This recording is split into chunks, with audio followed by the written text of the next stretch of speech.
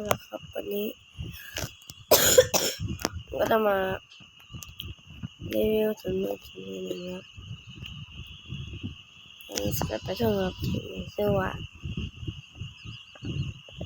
Q Sticks นะครับ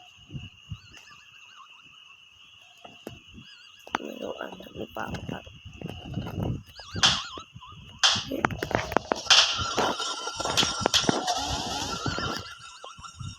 แต่ว่าเรากดได้คือว่าแต่ว่า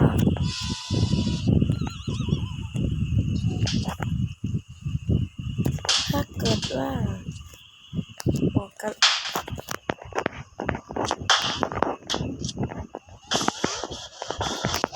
ถ้าบอกกันหลอกข้างบนน่ะมีเยอะมากเท่าไหร่บางจนดีก็จะเป็นเท่านั้นครับแล้วผมเป็น10 คิวเติมเดี๋ยวนะ